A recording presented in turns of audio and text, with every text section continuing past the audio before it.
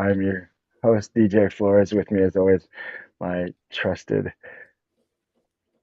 coach and mentor, Coach Stacey B. What's up, Coach? What's happening, DJ? It's a Uh, beautiful, beautiful day. it is. This is the way I love these Thursdays. I love starting this off this way. It's always so fun to just have this conversation, and especially after Tuesday's show. Becky, what did you think? I mean, just obviously we're going to dive into it and we'll get deeper into this here shortly for everyone. But what did you first impressions? What were your thoughts? Yeah, give us a little feedback of what you thought of the Well, five voices and Becky. Becky is obviously a great coach. You could tell she loves what she does. She cares about people, and wants to help people change their lives for the better. So she was just awesome. And I'm a fan of knowing thyself and the tools that we can have at our disposal to do that. And the five voices is just a great tool. And so it's going to be fun digging in a little bit deeper to these things. I can't. I'll tell you. I thought I knew everything from doing the trainings, but this is where I love that this was kind of that moment that was like, whoa, there's even more to this.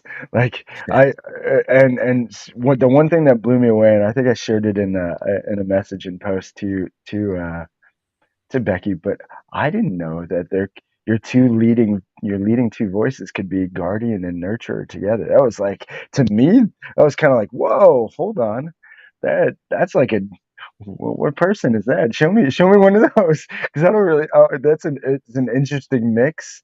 I didn't think, at least in my view of it, I didn't think that was even possible. So, Yeah, um, well, and that's kind of what you look for. You look for because there's several conflicts that we can have. We can have a me versus other people conflict, and that's where if I can know my style and know yours, I can connect a little better.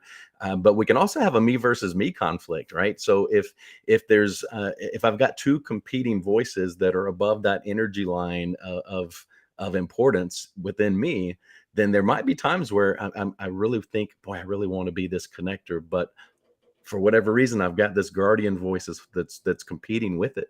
And so there's a bit of a me versus me conflict, and knowing that allows us to go into the hard work of behavior change and doing the things we need to do to help and fix and make ourselves and our lives better. mm, on that, coach hits it on the head like he always does. Me versus me or you versus you, which is really what this game of life in the end is all about. But let's dig right into this and get started on this whole journey of the game of life and you versus you.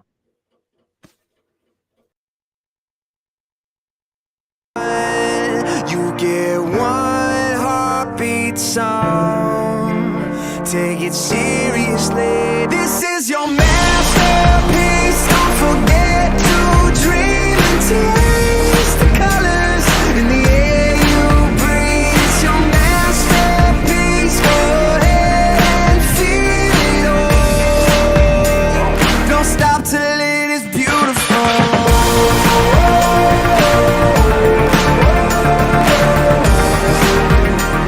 Don't stop till it is beautiful.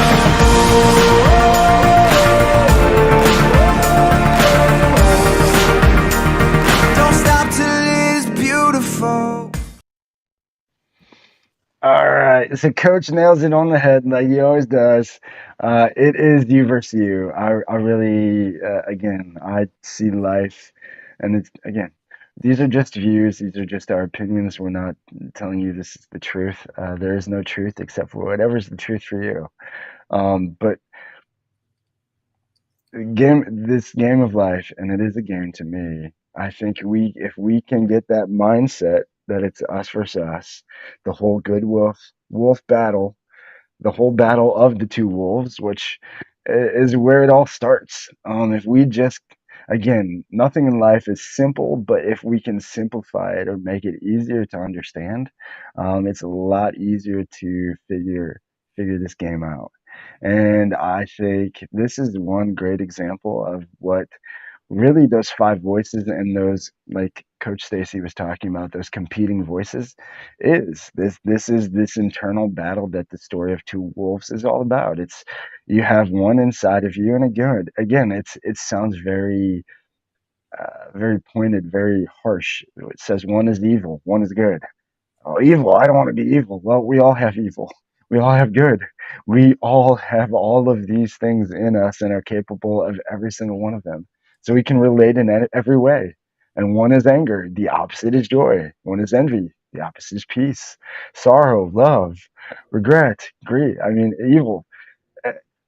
There's so many different emotions and things that we can battle and face every single day in this journey. And if you don't know what voice or who you really are inside, it's hard to know what feelings you're even battling against. So I love that you said me versus me. I want to bring back up the chart for anybody who didn't catch on Tuesday. This is what we're really deep diving into. Now, there are a lot of different tests like this. Coach Stacey uses for focal points something very similar that we'll probably dive into as well. But this is the five voices, and I really think, again, for me at least, what made life or understanding the battles that I was constantly facing, this me versus me, like Coach Stacey said, was understanding first me. Well, who is me, and who is this other version of me that I'm fighting against? And with knowing these voices, it will give you that advantage to know, okay, well, this is me, but this is also me. And it kind of, the contradictory, like we started off with, a guardian and nurturer. I thought there's no possible way. Like you're either one or the other, but you can't be both. No chance. Guardian has to be a nemesis, like me, but it's not. And that's what's amazing. But that's what makes us all, again. So if we can just simplify this game of life, there's five characters that you can plug different attributes into and make them stronger. Again, you're now creating your avatar in your season of football game of life, whatever game you're playing, whatever video game, and there's this meat suit, this person that you keep making the wrong choices, keep doing the wrong thing, you can end up looking like this guy, and especially if you think you know all the right answers. And in those pictures, I thought I knew all the right answers, but I didn't have any clue of who I really was or who I was even battling against, or thought I was battling against the world before I figured out this game is just me versus me. Okay, so how do I take on this game? And then it was really just the five voices that kind of connected everything from there. But Coach, I guess with focal point, you guys do a very similar test. Yeah, so not only focal point, but I'm also a founding partner from the John Maxwell team. Maxwell Leadership is what it's called now, and both of our organizations use the DISC assessment, DISC. Very similar. DISC is about behaviors. Behavior is it's our primary form of communication in many ways. Is how we behave, how we show up, and so when I start working with a client, the very first thing I do is go through the assessment to help them gain the self-awareness of who they are, and then also try to help them be able to spot what what somebody else is. So I can communicate better with you if I know that you are an I, because in the DISC scale, just like you're a connector on the five voices, you would be an I on the DISC assessment. And knowing that, then I can adjust my language just a little bit. I can adjust my energy just a little bit, and we can connect on a better level and hopefully accomplish more together. So very similar to what Becky was saying, when we work with teams, we'll do a team where everyone does the assessment. We'll do a team debrief and then kind of share with one another where everyone falls on the scale so that they can learn to get along and accomplish more things together. Mm, agree. And I like that you went to team. I think once we realize that the game of life becomes a lot easier and a lot better with teams versus trying to kind of take on this game by yourself. Um, it's One is too small of a number to do something really significant. Oh, I like that. I like that. It absolutely is. Simon Sinek, I think he also, another way he kind of paints it is, he says, as humans, we weren't made to be individual and do things on our own. We were made to adapt and grow, but we were made to do that as communities and as teams.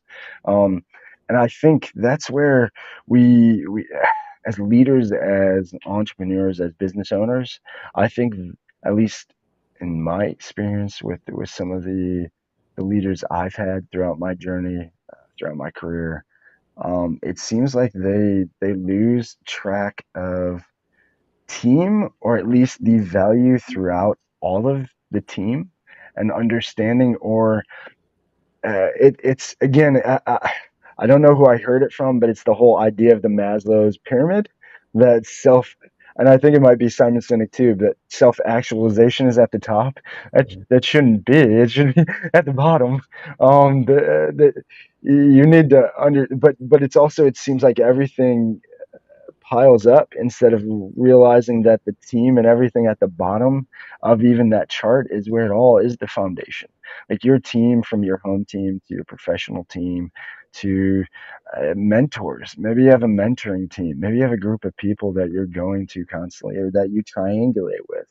And triangulate ideas. I like to bounce a lot of stuff off a coach, and then I'll get a different view from somebody who's more of a guardian and more of a pioneer, and then I'll switch. And again, like coach said, it's knowing who you're talking to, but then also using those voices and understanding those voices to really, this is a chart that's from Giants as well.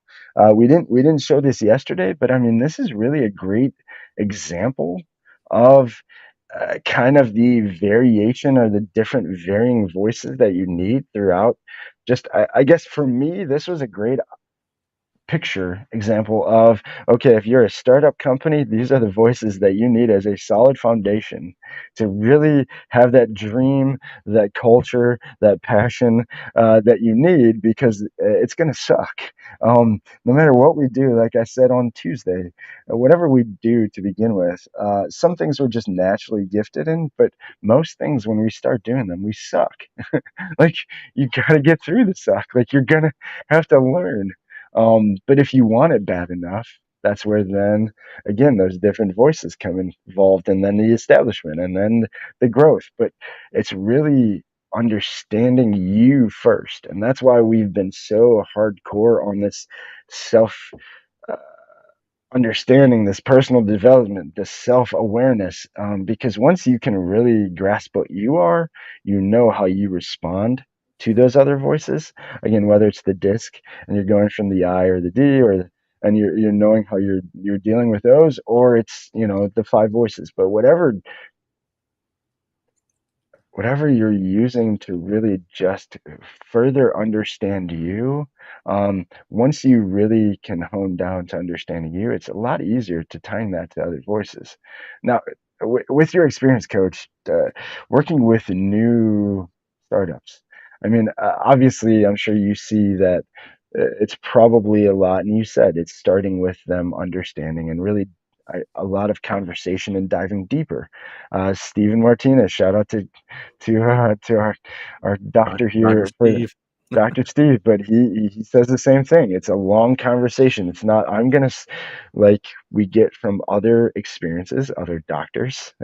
You go in and, oh, well, you're this, and I'm going to give you this, and that's it. And they don't even ask you a really deep dive or understand you. So how can you understand you?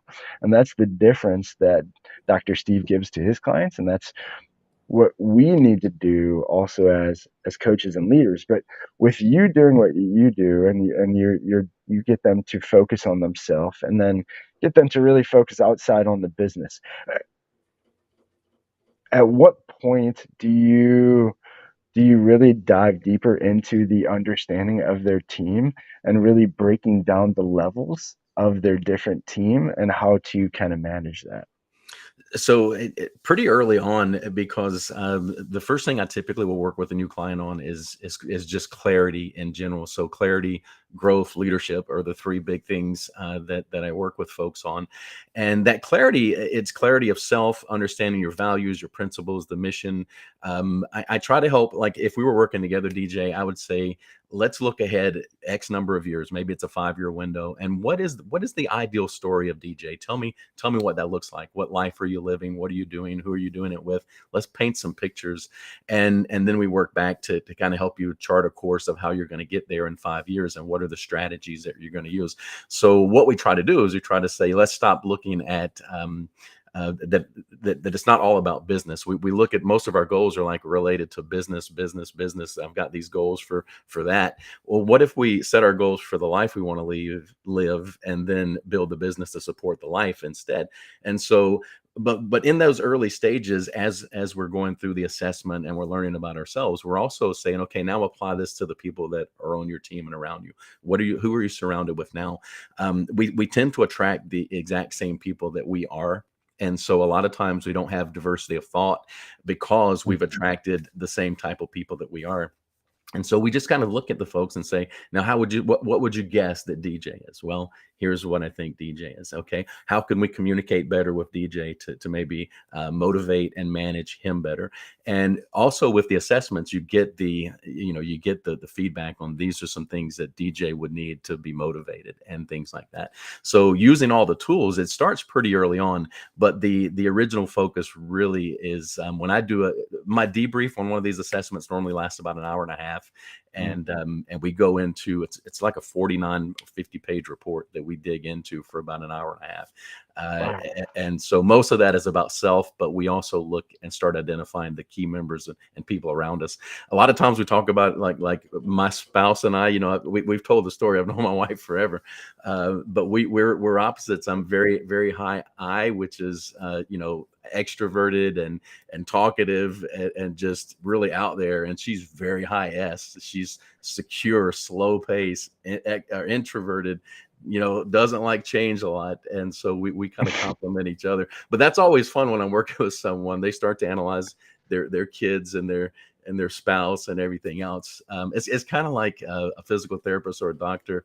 I do some work in the fitness side of things too, and I was working with a group that have club Pilates, and one of their leaders was saying, riding the subway, they're looking at people's posture and analyzing, what they could do to make that person's life better.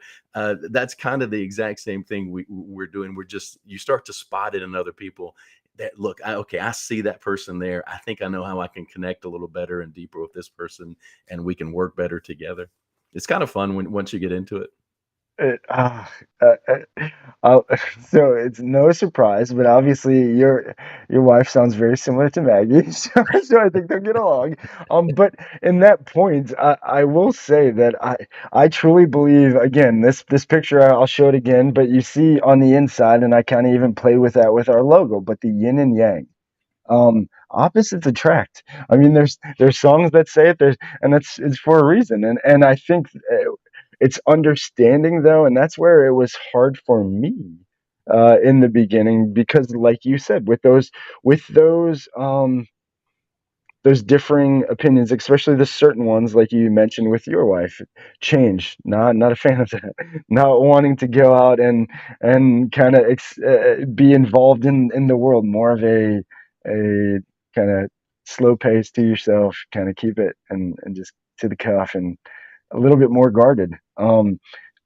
It's obviously there's been some of those things could be what feels like this until you can really understand, well, this is just her. And now you said she's more of an S and not an I. And so by understanding that, and that's, I mean, one thing for relationships, but again, you hear this advice for relationships, you hear this advice for kids, for doing this, for families, and they play a lot of teaching is different for family than the way I've been in sports my whole life. I've been obsessed with sports my whole life. I've kind of just really been, I was always kind of that player coach. I always liked to be that player coach on the field. That's why I even ended up kind of coaching after. Um, I always enjoyed coaching, but I think what I enjoyed more was seeing people work together not really shine by themselves. And that was the big thing for me, was tying that to the understanding of them working together. But I think that's where if we can just go to the basics of sports and in sales, I mean, that was a lot of the hiring managers. As soon as they knew I had a sports background, I was like, oh, well, everybody in sports is this good. Well, what does that mean? Like, explain that. What do you mean? Everybody in sports is good in this or good in that. Well, why? Like, if you can explain to people why, as a leader, instead of just spouting these things that you hear all the time, I would have understand a lot sooner, which would have helped me. But I will tell you why. It's the natural disciplines that you get from sports. It's especially with good coaches and with good guidance and leaders and good teammates. They will, some of the best teams. Uh, Great example. Denver Nuggets just won the championship. I mean, this is the first time in history they've won. They have, besides Joker, which, shout out to Joker, he's amazing. But besides, I mean, there's a bunch of Denver seemed like there were nobody. Everybody always talking about LeBron and Lakers, Steph Curry and the Warriors. This and but nobody's talking about. And it's when the best teams can work as a team and not just the superstars that are on there.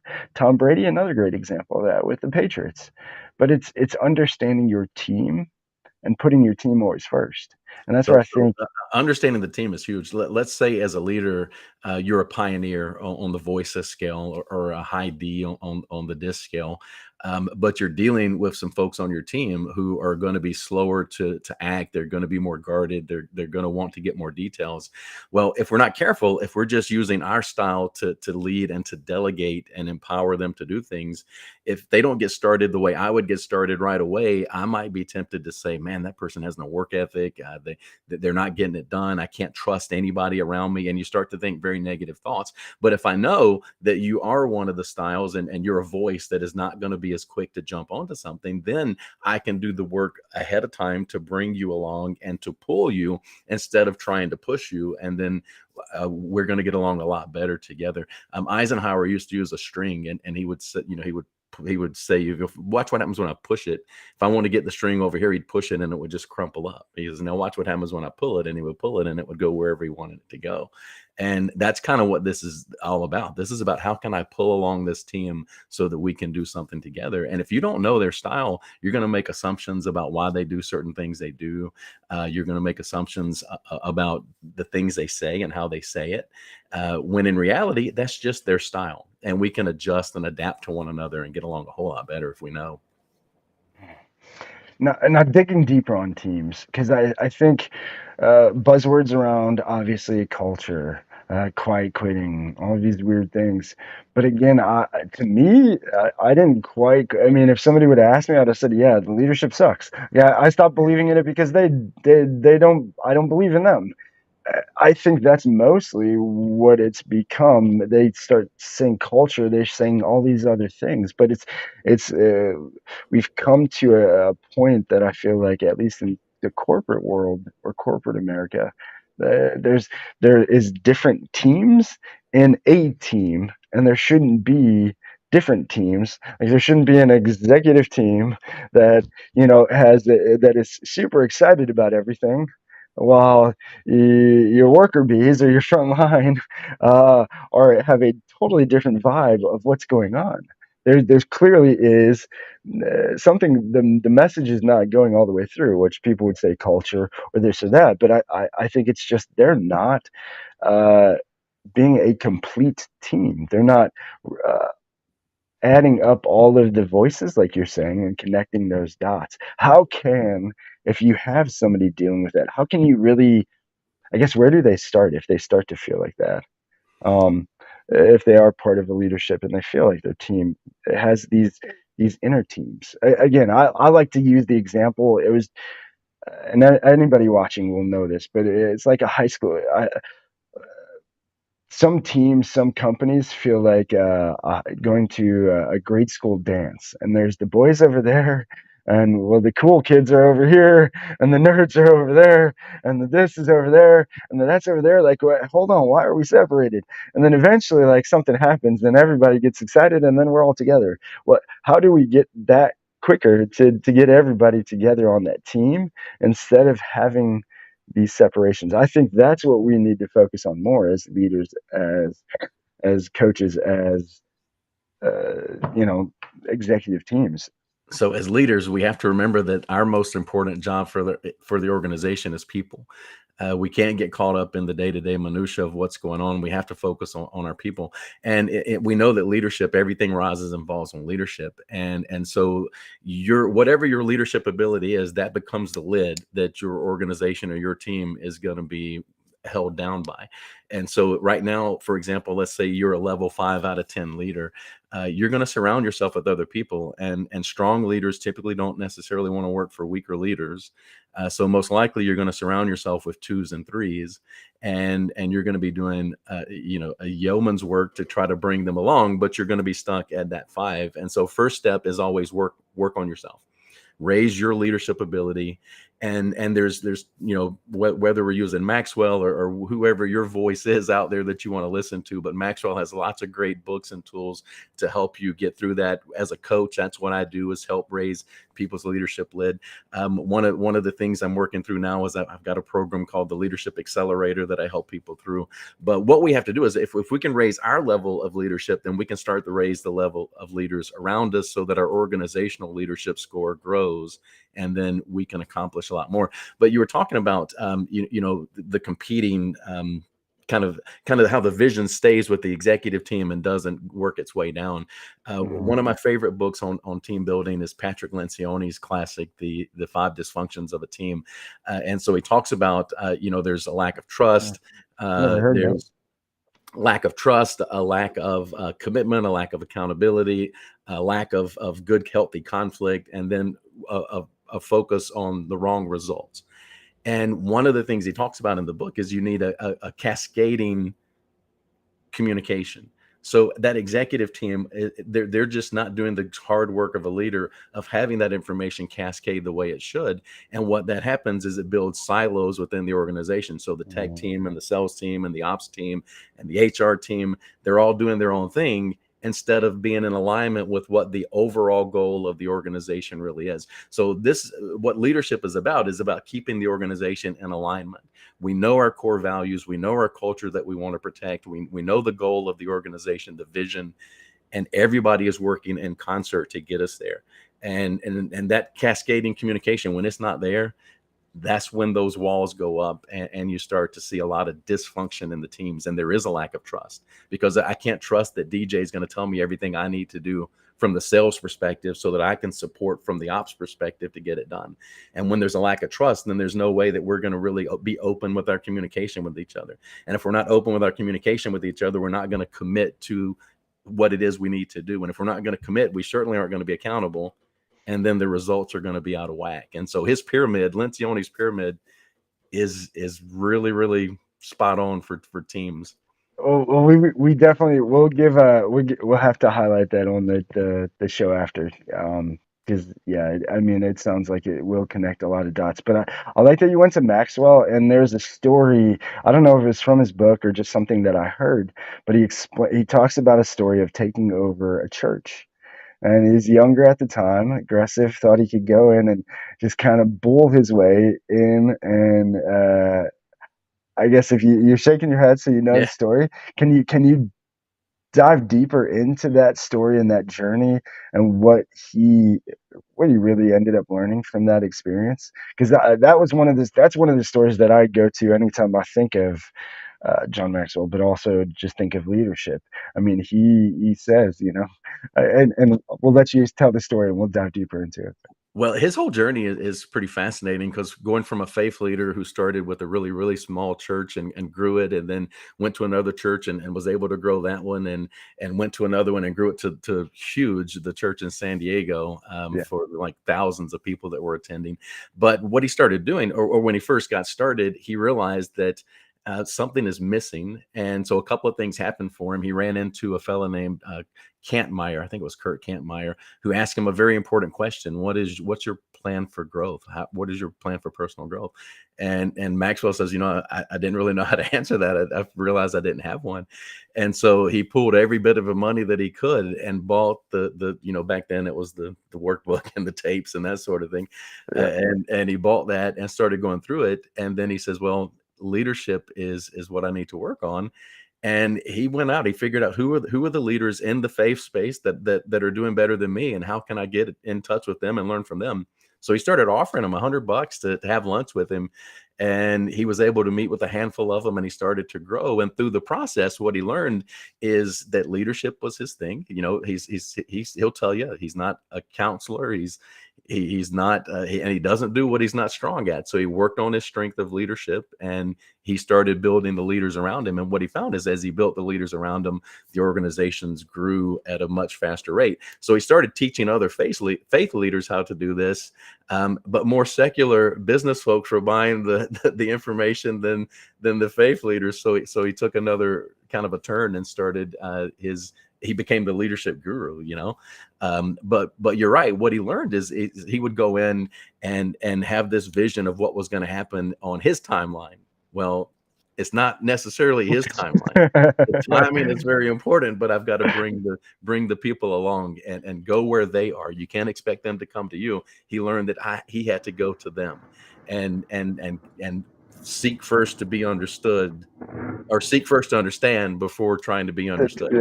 Yes. And once he took that approach, then you start to see the growth in the organizations and his growth as a leader. What triggered that story to me was your whole, and this is where I think we also, I mean, I was guilty of this for the longest time. And you see people messing up, and you think that you can teach them or explain them, but I don't know if it was Jay Shetty or who said it, but about a Buddha. He tells a story about a Buddha, and a young Buddhist comes in, and he's sitting there about to pour his coffee or his tea or whatever, and the Buddhist says, "I've been sitting here trying to meditate for hours, and I just can't do it. I give up. I want to leave." And the master Buddha is sitting there and pouring, and the tea is just running over the cup, and the young Buddha says, "What are you doing?" And he says, "You're the cup. You're full. There's no room for anything else, so it's just running over." But why I even brought that up is the push-pull and the string was really what I think we have to understand as leaders. We can't push against, we can't fight against, especially if there is a core team that we're already involved in. We're fighting, now we're always fighting a battle. You can't push or force them to do anything. You have to lead by example. You want them to trust them first. You want them to be honest and give guidance or give feedback on what's good or bad. Do it yourself. Tell them, be raw, be honest as a leader, and share those things. You have to lead first, which is the pull. If you by pulling, you're in front. They are following, but they have to follow by you doing the first thing. And that was the biggest thing for me was understanding that there's always the, and again, there's these simple phrases, these same phrases that a lot of people repeat over and over again. Lead by example, lead by example, lead by example. And it seems like it's just an abused, or even we've been told it so many times by the wrong people, or people who aren't leading by example, that we're like, well, screw that. You're not leading by example. I'm not leading by example. And then we get in this, but it literally is, when you can lead by example, and then people come to you and they say, "Hey, I see I'm stuck here. I see you were stuck there and you were able to do this. How did you do it?" Now they're an open cup and they're ready to receive. But as leaders, lead. You see your team is not trusting, give them more trust. Show them trust. You see they're not bonding with each other, bond more with them. Do more team things with them. give more, and you're going to see that the people who really want to be part of that are going to do the same. They're going to, and I really think there's something deeper to marrying neurons and all of those things. And when you have the right, I think there could be the right people on a team, but if the leaders aren't guiding the boat, the wake is guiding the boat, uh, or moving the boat, you're just in for destruction. Like everybody's the captain, and there is no true captain at that point. Yeah, the Maxwell saying there in the law of navigation is that anybody can steer the ship, but it takes a leader to chart the course, and the leader always has to be there charting that course. But a big part of this, again, it just goes back to understanding the voices so that we can connect better and have more meaningful conversations, because we have to have more meaningful conversations. And you bring up trust. Yes, I still think trust is the basis of everything, and everything. and you have to give it in order to get it. And we say things like, "Oh, well, they're going to have to earn my trust." Well, if you have that attitude, then basically you're keeping score, and that's not a good place to be. And I'm not saying that you give them the key Mm. to the vault right away necessarily, but you have to start empowering and entrusting early on to see what people can do. Because I want to challenge them to do things without me having to think for them. I want to see that they can think on their own. But the other thing about this, DJ, is when you really start working on your team and you're using these concepts to build a better culture around it, you're going to have to make some tough decisions. And once that clarity around the team comes in, sometimes those tough decisions are made for you because people will self-select. They're not going to feel Yes, comfortable being in a team that's really going to hold each other accountable, or that's really going to stick to be real focused on the right results and things like that. And they'll self-select. So some of those tough decisions are made for you. But as leaders, it is our job to build the right team around us that can accomplish whatever the end goal is. That's our whole purpose in life as leaders is to let's build this team together and let's accomplish this as a great team. thing together. Yes. Talking about voices, Coach, I'm hitting you with the test I told you I was going to hit you with. So there's two. And anybody watching right now, or anybody who catches this later on. So obviously on Tuesday we did share the five voices, and these are the five voices, but this is the rules of team engagement, and this is understanding or knowing those voices and knowing those people on your team. So you have a teammate who so we'll just go with number one. So you have a teammate who we want to hear your opinion. We care about your opinion more than anything. No one is going to critique your idea immediately, and we appreciate your commitment to champion people and defend our values. Coach? Any guesses on what voice that might be? The guardian. Okay, okay. I think I know what that is, but I'm cheating because I know the numbers and I really studied the numbers. Um, but they 43% gives it away for me. The number two, dream big. It's okay to be wrong sometimes. We promise to ask clarifying questions, and we appreciate your commitment to integrity and ability to see the future in a way we can't. That's number two. Number three is please keep asking. Do you have a guess for number two? Connector. Okay. I think you're right there. Um, number three, please keep asking the difficult questions. Uh, we promise to stay engaged for as long as we can, and we appreciate your commitment to the truth and stewardship of our financial resources. Who's that sound like?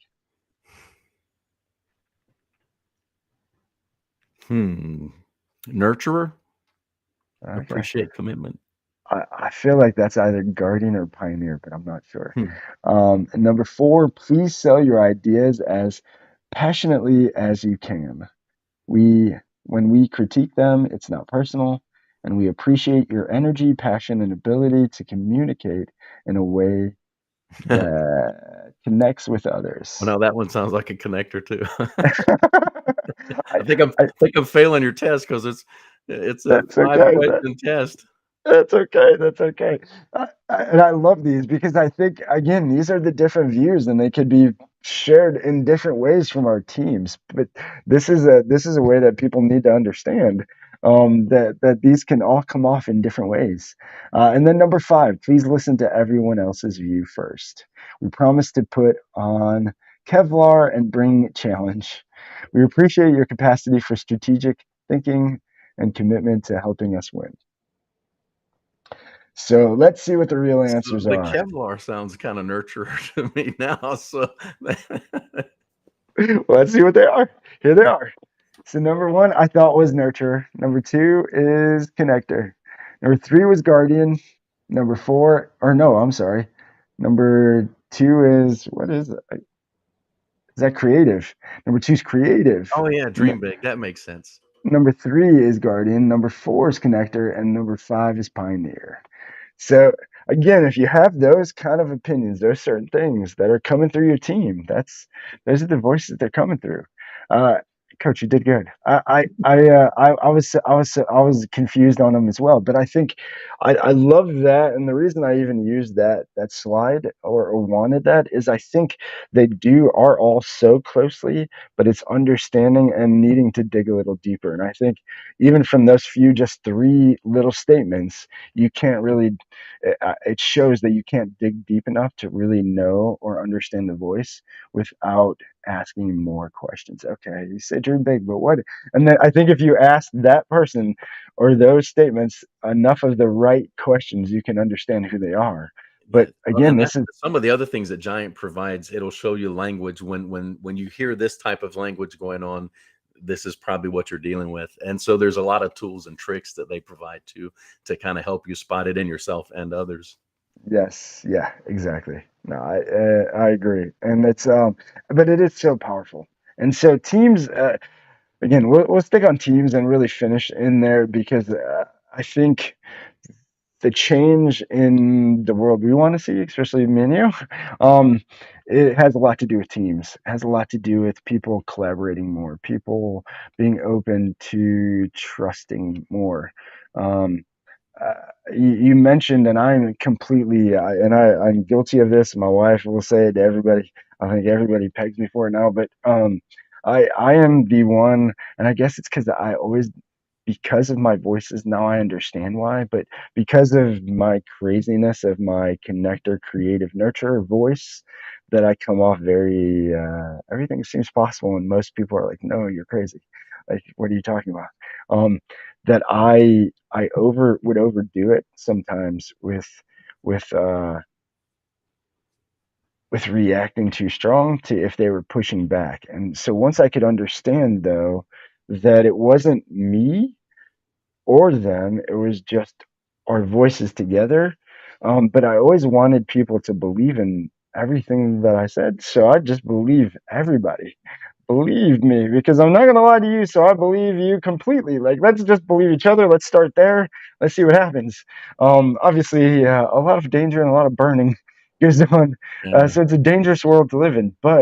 Um, but I always enjoyed doing that because I feel like, and I don't think I'll ever change kind of approaching new relationships that way because again, I think there's so much of the world now because of just how we as humanity have just destroyed each other and beaten down each other to the point that you don't even know who to trust. I mean, shoot, media. We don't even know what media to now trust. So we really, I mean, to the point we don't even know what doctors to trust. What I mean, there used to be something that we could trust, and now we don't even know what to trust.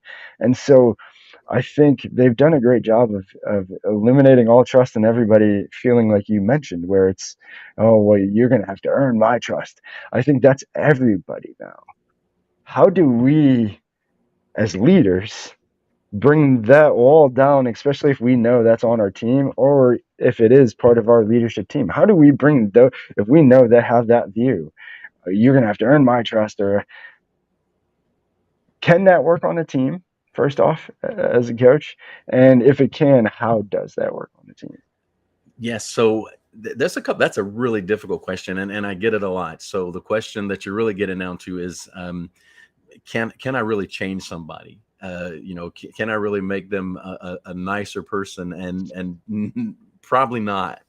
But what we can do is we can understand their point of view better so that we can get along and accomplish a lot of great things. So if they're fit with the culture, if you know what your culture is really all about, if you know your core 5 to 7 principles that you're going to build everything around, if you really know that, then that becomes your hiring mechanism right there. That answers a lot of your questions. Are they a fit for this organization from a principle value standpoint or not? And if one of your values is going to be, for example, honesty and integrity, then you have to hold to that. If you've made a mistake and somebody it turns out not to be honest, then that's an easy firing decision, right? So once you know what you and your team are all about, then you hire, fire, and make all critical decisions based around it. But when I think it was Nordstrom's, they were always kind of known as the company for great customer service. I don't know if I've ever been in one, so I don't know this from personal experience. But there was a story that somebody went in and they were like talking to the manager or the owner and said, "I can't believe how wonderful all of your people always are. It's just so wonderful. How do you train them to do this? How do you train them to be so nice?" And he goes, "We don't train them to do that. We just hire nice people."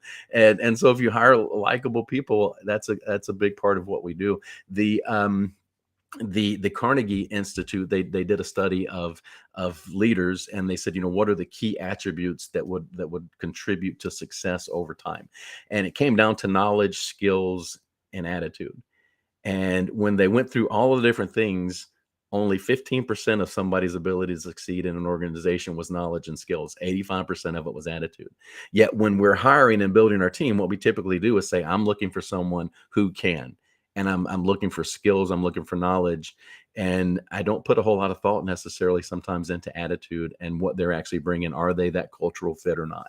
And that's probably where we have to reverse on the front end to make sure that we're filling our team with the right people and someone that's going to come in and contribute and fit in and be a good part of the team. So it's a process. It's not something you can just snap your fingers and fix. But the one of the most awful things we can do is leave someone on the team that isn't the fit for what we want this team to be. And a lot of times it's the easy decision because, man, hiring is tough.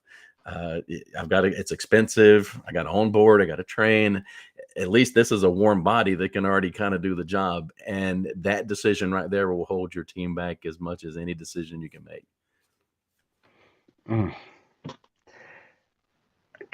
If you guys need help with your teams, if you're feeling like your team is just not on the right message, reach out to Coach. Here, I'm going to give you where to find him at below, but really book a call with him. Even if you just book a call with Coach, just to really deep dive and understand yourself and take the disc test, maybe take the 5 voices. We will share it with you there too, but just so you can understand yourself and deep dive to really dive deeper into what might be going on with your team, what voices need to be on your team, what voices you're not listening to. Well, and a while ago, let's go back to just you were talking about your tendency to be overly positive. Knowing that about yourself, it's not a terrible trait, right? I love being around positive, big thinking people, but under stress, as you're leading a team, as you get more stressed to accomplish things, that might come off as being that you're not thinking through it, that you're being too flippant, that you're just unserious, and so we can come across differently. And so we have to know that about ourselves and know when to tone it down and when to let it shine. And so again, behavioral change, it's vital to our own success. We have to understand how we behave and why, so that we can make some adjustments, and how we're showing up, how other people are seeing us, so we can make those adjustments. But it's not an easy process because we're changing habits that have been ingrained in us. We both love to talk about Dr. Lipton, but so we know that we're hardwired from the time we're like 6 or 7 years old to how we're going to behave. It's hard to change. It's been there for a very long time. And so it's a process, and through coaching, through your own personal reading and listening to the voices, whatever your tools you choose to use, it's worth the time. It's worth the effort. And just like, you told us, you started the story with Maxwell, just like he learned that quest for personal growth is the starting point for a lot of wonderful things in this life. Yes, yes, and that's why, guys. That's why, again, this game of life, I believe, and I will say it until we no longer have this show. But the game of life is you versus you, and we're connected to all of these feelings just like this. You're either going to show shame or you're going to have pride. You can't have both. There's either pride or there's shame, hate or love, greed. Uh, or generosity, cruelty or sympathy. You can't feel both. They're connected in some way, and it's what you're feeding. But you also have to be aware of how you're feeling. And it's the self awareness that really will change this game for you. If you can understand who you are, what makes you tick, what gets you, what are your weaknesses? We all have weaknesses, and we'll kind of finish there because I think I had a video, it wouldn't upload. I don't know what was happening with this video, but maybe I'll try to share it another time. Steve Harvey video, amazing video. Um, but it's really just understanding. Uh, we all have weaknesses. We all have strengths. We all were given gifts. If we're not, and this Steve Harvey starts the video. If the alarm clock goes off on Monday morning or in the morning, and you don't want to go where you're going, then you're not aligned with your gifts. You're not following your gift.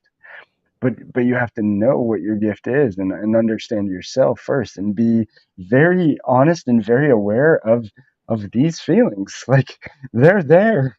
We have them all the time. We all have them. We can all relate to every single one of those feelings in different ways. And it's And even the ones that sound negative, like greed, that's generally perceived to be negative. But I want you to be greedy with your time. I want you to be greedy with whom you spend your time. There's certain things that we should be a little bit selfish about as we're going through it. So you're right. Every one of those things, regardless if it looks negative or positive on that chart, we live those things all the time. all the time. We can all relate. And that's what I really want to finish this with is getting the understanding that we all relate in some way. We all have battles. We all have demons we're fighting. We all have weaknesses. And we all have strengths. Focus on your strengths. Hire your weaknesses if you're a leader. Um, but learn yourself. You have to learn yourself. Learn yourself completely and never stop learning. Again, I said it and I'll keep saying it. But John Hewitt. I mean, he's accomplished a ton, and he's a super amazingly smart guy. But he said himself, I mean, he's I think mid 70s now, or early 70s, and he said himself, if he stops learning, dig 6 feet and put him in there because he's never going to stop learning. And I really think he's saying learning, and there's learning of the world itself and business and all of these things. But I think he's probably the greatest learner of himself too, because he's very aware of certain things. And he has been on the past few weeks really big on forgiveness, and I didn't wasn't really connecting those dots, but I think that's where, as leaders, but even more for ourselves, this guy here, showing him again, I'm going to keep these pictures there forever. That guy had, thought I had to forgive everybody else, but wasn't forgiving myself. I wasn't forgiving myself at all. I knew everything that I was doing. I knew when I said I was going to go work out and I didn't. I knew when I said I wasn't going to eat that and I didn't. I knew when I said I was going to do these things and I didn't. And so this is why this, to me, self-trust is the first secret of success. You can't trust yourself. You can't believe yourself. You can't. And again, but you have to forgive. We have to know. And that's where I was such a hard critic I was so hard on myself that if I latched it all, I was like, give it up, screw it, this diet's over. I suck again. That's it, or whatever. But it was really knowing that okay, you got two choices. You take 60,000. You're making 60,000 choices every day. You're an adult, at least. You're gonna screw up. Even an all-star baseball player only bat 30%. Hit 30% of those, or get 30% of those right, you're a Hall of Famer. Okay, so I just have to get 30% of 60,000 decisions right. That means 70% I'm getting wrong. Well, that's a lot of damn wrong decisions. And so if that's the truth, and those are the choices, and I'm constantly going here and then maybe here and then here and then here, we have to forgive ourselves. We have to forgive ourselves. We have to know ourselves and then forgive ourselves and then And what keep gets really working. dangerous is you kept the fight going. You said you would try and then you would get down on yourself, but then you would get back up and fight again. Where it gets really dangerous is when you just start to see yourself as that picture that you showed. Once that becomes your self-image, you're not going to outrun your self-image. So for whatever reason, you never allowed that to become your self-image. You still could see yourself as something different, and that's not always easy to be able to see that. And so you're right. We have to show ourselves a little grace before we can start to show others a little grace on that side too. It really, again, there's so many things. Just going to private school my whole life and hearing certain things, even as a kid, and then through these recordings and all of these different speeches and amazing people in their talks, they say certain things. Oh, you got to love yourself before you can love others. And again, people, they don't explain why. Why is that so important? How does that actually work? And Put you, on your oxygen mask first, then you can help everybody else. that's it. Where you gotta focus, because again, the game of life is you versus you. What coach was talking about, once you put that title on you, that label on you, you are now, as Les Brown likes to say it, trapped in the box. This is your box. This is all of our boxes, is what I believe. All of these colors are all of those colors that you've seen on that screen. And we can't fix or solve this, just like Les Brown says, when we're inside the box. The only way to fix this, imagine if you were inside this, how do you even know where to go? But from the outside, you can see the colors, and from different angles or perspectives, you have a different view. And they all mean something. But once you can actually understand this, and then you can look at it, just like the kids on TV. Kids on TV can look at this and say, okay, I see what's wrong. And they know by certain, because there's patterns. And so they can, okay, well, that looks like that needs to go there. And then there's a little pattern that could do. And they just keep repeating the same pattern. And most people are like, well, how did they do that? And then eventually it's solved just like that. So, But so did you see it's the world record just got broken? It's like 3 seconds somebody solved one. it's understanding the patterns, guys. And that's what we're trying to do. Understand the patterns, understand yourself. Don't put a label on yourself. Don't get stuck inside the box. You don't want to be stuck inside this box. You want to understand what this box really can do for you. And so what you're saying is understanding our patterns and the patterns that will lead to greater success are our cheat code. That's the cheat code. That's it. I really think if you can learn the patterns of life, you can learn all the different views, and you can learn. Then it's just understanding and aligning and just finding the right groove, and you're there. But until you can get that, it starts with yourself. Don't There's only two things: control the controllables. The only two things you can control are your effort and your attitude. Keep the best attitude you possibly can, even in the worst situations. Always give 110%, and you can't fail. You will always hit a mistake or a problem, but you only fail when you give up and quit. If you don't quit, it's just a lesson. Keep learning. Just keep learning.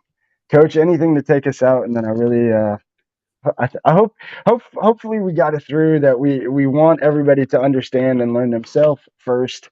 We're going to deep dive more into teams, more into business. We're going to get next week. I don't think we have a guest planned yet, but I have a few people on ideas for next steps. I do want to highlight some more loyalty brands to get you all excited, and see if there's anything with, now that you might be learning yourself or wanting to experience this other world of business, entrepreneurship, experience, fear, um, a lot of sleepless nights, but a lot of unbelievable fulfillment, progress, joy, uh, and unbelievable challenges. It's there. Some very It's high highs, some very low lows, and everything in between. tons, but it is quite a journey. It's quite an experience. It's what makes life. Look, let's just say I don't know what the lifespan today is, but let's say it's 82 or I don't know, whatever it is that people are the average person lives to. Uh, we have in those years, if we can start to break those down, and like you and Becky, again, shout out to Becky Wolfe. If you guys didn't see the episode on Tuesday, connect with her. But you both said about the long game. You both mentioned about 5 years, 10 years. What do you want? You didn't say, what do you want your life to be like right now? And oh, it's not like that. Okay, give up and just give up. You said, what do you want it to be like in 3 years, in 5 years? And that's, I think a lot of people need to start there. If you're watching this and you don't have, you're hearing us say that, you heard Becky say that, you heard Coach say that, and you're like, oh, I don't know what I want to do tomorrow. Well, there's your first there's your first problem. you got you can't hit a target if you don't see the target, and so you have to have a goal or an idea in mind. So think about those things. Surround yourself with people who are going to talk about what are you going to do in the next 3 years. What are you doing in 5 years? What do you want to see in 10 years? Where do you want to see? How do you want your life to be? How do you want the world to be? How do you want your community to be? How do you want your family to be? How do you want all of these things to be? Surround yourself with those people. And remember, it starts with health, physical and spiritual, your relationships, your family, friends, and relationships, your wealth. What are you building for the future? And then let's work on the job, the business that you're going on now. But all those areas matter, and there should be goals and dreams in each of those areas. And then we paint that picture. You're writing your story, and then we can chart your course to get there. Yes, write your story. In the end, y'all, write your story. Coach nailed it. Every day, I truly believe that each day, if you can think of it the way I do, and again, these are just mindset things. These are really just the way I believe. I believe that life is a game. No, I see it honestly as a game, and I see every day is a new. It's an there we have no clue what yesterday was just a memory. Tomorrow will never actually happen. It doesn't even exist. Only that matters is right now. And in this 24 hours, this new day, I woke up. Here I am. Here we all are. It's Thursday, end of the week. Again, whatever you did from January 1st to now, if you didn't make all the right decisions, crap. Forgive yourself, and what are you going to do next? What is the next 3 months? What is the next 6 months? What is the next 3 years? What is the next 5 years? What do you want it to be? And then just start adding little habits to get there. But it's yeah. And the habits are finding your pattern. What is the pattern of success for me? But you mentioned you were kind of talking about starting the day. My friend Coach Michael Burt, his bestseller, Flip the Switch. He says every night at midnight the scoreboard resets. And we're going to go at it 110% every time, every day. But every night at midnight, that clock resets and we get a whole new chance to do it better than we did before. Amen. So until next time, y'all, the Robinhood Capitalists, we really just want you to know yourself, love yourself, forgive yourself. Know that you are enough. You're God's greatest creation. Anything you say or do, be careful, because it will come back. And so give out good, keep feeding the good wolf always. And until next time, until Tuesday, have a great weekend, everybody. Good wolf, we're out. See you Tuesday.